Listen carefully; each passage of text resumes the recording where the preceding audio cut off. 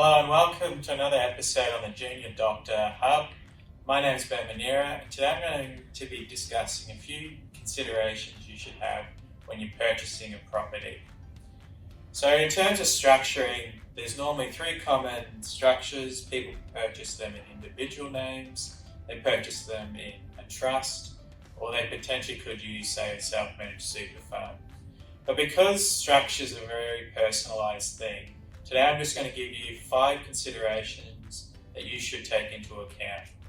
So the first one is asset protection. So as doctors, you're going to be exposed to risk.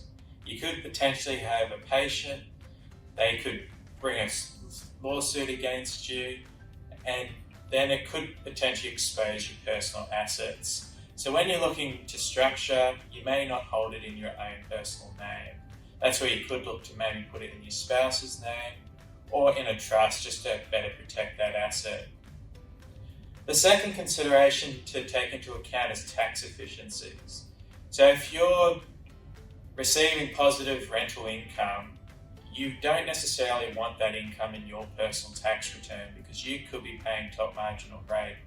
So holding that asset, say in a trust or in your spouse's name that may have a lower marginal rate, you could save tax each year. On the other hand, if it's negatively geared, you may be more inclined to hold that asset in your name because then you're paying tax at the top marginal rate. If you have negative losses, you could potentially offset that against your income and pay less tax. The flip side to that, though, is that when you go and sell that property, you'll have to pay capital gains tax on it at your top marginal rate. So that could be a negative aspect of that.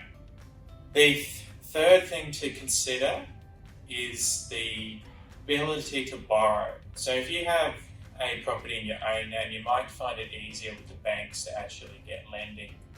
In a trust structure, normally there isn't too many issues, but if you have other activities going through it, it could cause the banks to be a bit nervy around lending. And if you hold it in a self-managed super fund, the lending in that is a lot more challenging. So it's something you need to discuss with your financial planner as to whether it's an appropriate structure and if you have the ability to get lending. The next factor to consider is the actual tax efficiencies when you sell the property.